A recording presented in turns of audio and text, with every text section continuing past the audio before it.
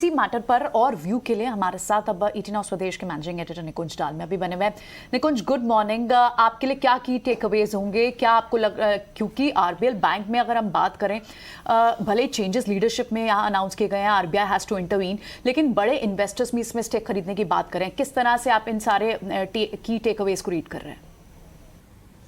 देखिए, पहले उस बात की बात करते हैं कि हालांकि कई मीडिया फोरम से बात चल रही है कि कुछ इन्वेस्टर्स निवेश करने वाले हैं, उन पर हमें नहीं जाना चाहिए। हमें जाना चाहिए कि इस समय मैटर क्या करता है।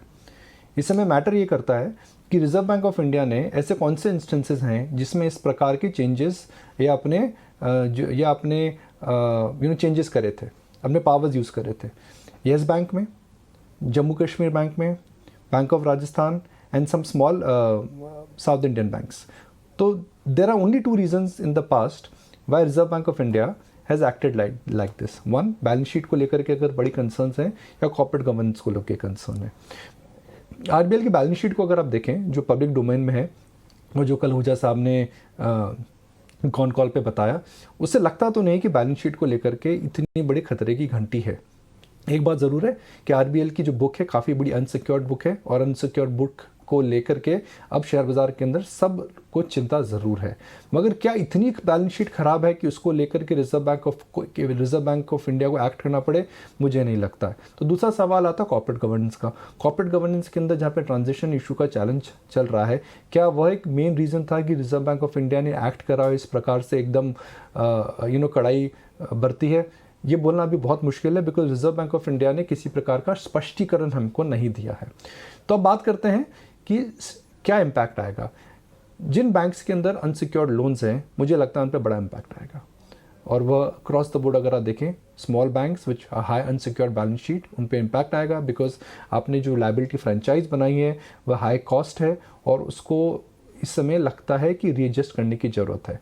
फिर बात करते हैं आरबीएल का स्टॉक। आरबीएल का स्टॉक जी हाँ जी नीचे गिरेगा। 30% होल्डिंग इसके अंदर रफली म्यूचुअल फंड्स की है।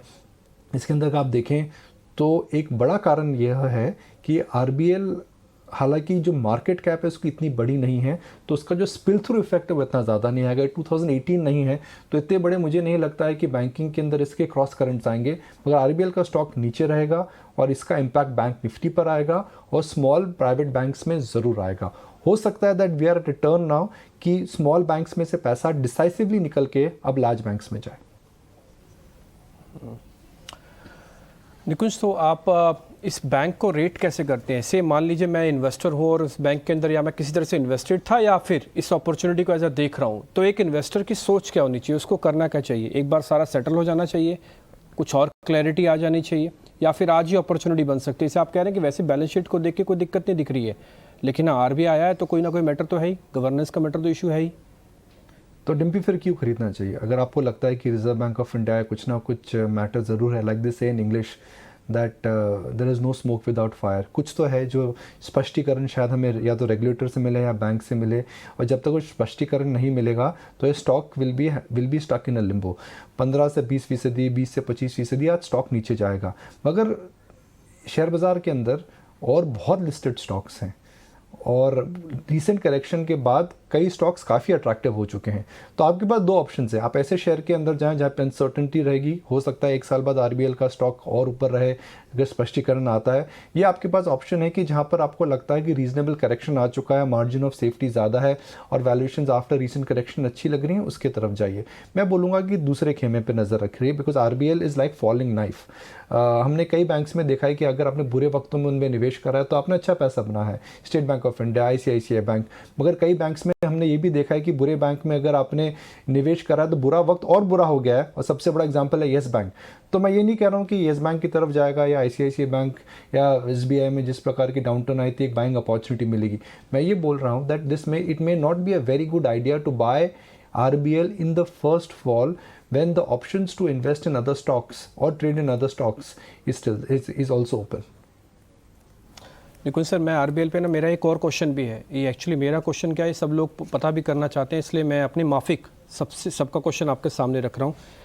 या ये दूसरा येस बैंक बनने तो नहीं जा रहा? क्योंकि बताया गया कि 2019 से लेकर 2021 के बीच में एडिशनल डायरेक्टर्स, एडिशनल आरबीआई की जो अधिकारी जहाँ भी रखे गए हैं, वो सारे बैंकों की थोड़ी सी तस्वीर ख़राब हुई है, जैसे कि yes bank, Jammu and Kashmir bank, Dhanlaxmi bank, Ujjivan bank.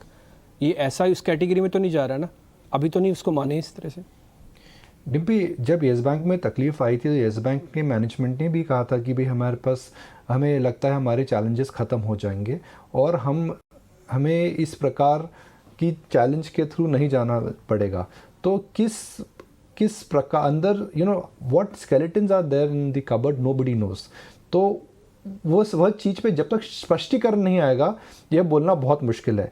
मगर एक मैं बुनियादी चीज़ बताता हूँ डिम्पी की 2018 में येस बैंक में जब क्राइसिस आया था और ये 2021 में बैलेंस शीट में डिफरेंस क्या है। 2018 के बाद येस बैंक जैसे बड़े बैंक्स ने काफ़ी क्लीन अप करा है, specially large groups in the power sector, in the infrastructure sector, which were part of the balance sheet of Yes Bank. A lot of other banks don't have it. तो वो एक प्रकार का right of और NPA provisioning मुझे लगता है सब बैंक्स ने करा है। तो जो इकोनॉमी की जो हालत है डिम्पी, वो इतनी ख़राब नहीं है।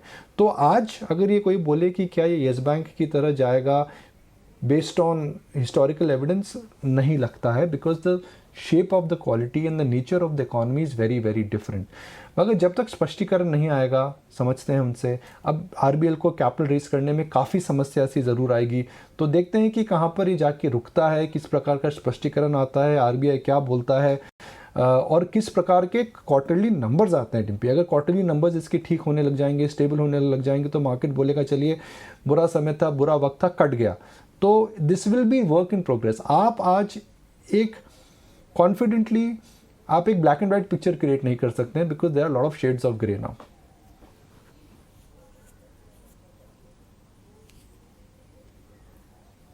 बिल्कुल।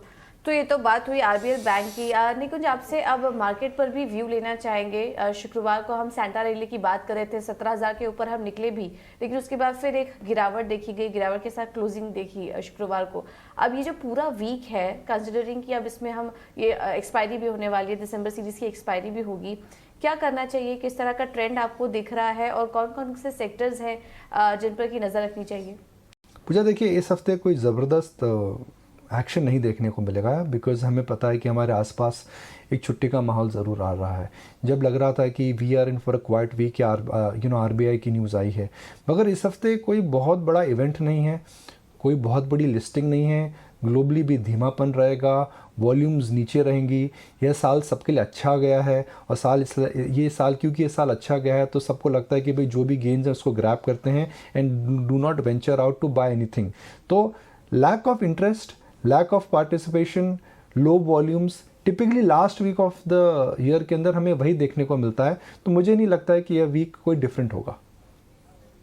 निकुल सर, एक लास्ट क्वेश्चन मेरी तरफ से, ओमिक्रॉन वाले मैटर्स पे आपसे मैं व्यू पॉइंट लेना चाहता हूँ। आज से ठीक एक महीना पहले 26 नवंबर को ही पहली बार पता लगा था कि ओमिक्रॉन नाम का कोई नया स्ट्रेन मार्केट में है।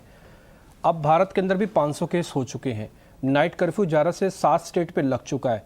मार्केट इसको कैसे देख रहा है? वैसे ही जैसे देश की सरकारें देख रही हैं, हेल्थ डिपार्टमेंट देख रहा है कि देखते हैं अभी क्या होता है। अगर ज़्यादा सीरियसनेस होगी तो फिर मार्केट भी शायद रिएक्शन देगा। अभी मार्केट में वेट एंड वॉच मूड में है क्या? नहीं भी, ओमिक्रॉन वायरस को लेकर के शेयर बाज़ार में चिंता नहीं है। देखिए शेयर बाज़ार में चिंता कब आती है? शेयर बाज़ार में चिंता जब आती है जब कोई फाइनेंशियल इम्पैक्ट आता है, उसका इम्पैक्ट इकॉनमी पर आता है, बिजनेस में इम्पैक्ट आता है, या लॉकडाउन का विजिबल फेयर आता है। अगर आप प्रधानमंत्री जी की मैसेजिंग देखें, उन्होंने जो देश के नाम जो संदेश दिया था उसके अंदर कॉशन था, पैनिक नहीं था। बूस्टर शॉट्स भी सरकार ने अप्रूव कर दिए हैं। तो एक प्रकार एक बात तो तय है कि that India is prepared and we have enough and more vaccine to roll out. तो उस फ्रंट पे लेकर के अच्छी खबर है। ग्लोबली जो डेटा पॉइंट आ रहा है वही आ रहा है कि ये जो वायरस है बढ़ रहा है, मगर इसको लेके मोर्टेलिटी और बहुत बड़ा इम्पैक्ट नहीं आ रहा है। तो उसको लेकर के भी शेयर बाज़ार में लगता है जी ये नंबर बड़े आएंगे मगर खतरे की घंटी नहीं है। तो शेयर बाज़ार as of today is of the view that number आएंगे, नंबर बढ़ेंगे, मगर जो नंबर हैं उनके नंबर को देख करके बिजनेस, इकॉनमी और लॉकडाउन की चिंता अभी नहीं है। ये आज का व्यू है डिम्पी, ये शेयर बाज़ार प्राइसिंग कर रहा है। मगर जैसे सब मेडिकल एक्सपर्ट्स हमें बोल रहे हैं कि एक वायरस म्यूटेट होता है और इवॉल्व होता रहता है, तो कल क्या होगा ये बोलना बहुत मुश्किल है। मैं आज की बात कर रहा हूँ। आज इस वायरस को, स्प्रेड को लेकर के सचेत रहना चाहिए, कॉशियस रहना चाहिए, केयरफुल रहना चाहिए, मगर शेयर बाज़ार के अंदर अभी कोई मंदी के बादल नहीं छाए हैं। चलिए, बहुत बहुत शुक्रिया निकुंज इस जानकारी के लिए। तो एब्सोल्युटली इस पूरे मैटर पर ओमिक्रॉन के सिचुएशन पे किस तरह की डेवलपमेंट आती है उस पर नज़र रहेगी, और मार्केट्स किस तरह से रिएक्ट करता है, which is quite difficult to predict, but initial signs और एक बार नीजक रिएक्शन हम बाजार दे भी चुका है जब इस स्ट्रेन की बात आई। लेकिन अब दो तरह के व्यूज़ आते हैं। कई जगह कहा जाता है कि इतना सीरियस नहीं है, कई जगह और केसेस बढ़ते चले जा रहे हैं, रिस्ट्रिक्शंस है बाहर की कंट्रीज में। So will wait and watch कि आगे किस तरह की स्थिति बनती है। लेकिन जाहिर तौर पर सारे देश इसे लेकर काफी सीरियस दिख रहे हैं।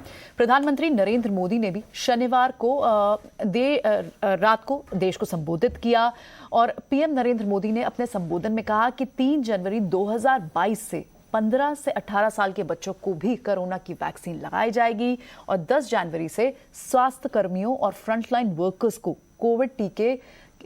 कोविड वैक्सीनेशन के बूस्टर डोज लगाने की भी शुरुआत कर दी जाएगी। 10 जनवरी से ही कमॉर्बिटीज वाले बुजुर्गों को भी उनके डॉक्टर की सलाह पर बूस्टर डोज लगाई जाएगी। सो ये इंपॉर्टेंट अपडेट जरूर है। फिलहाल वक्त एक छोटे से ब्रेक का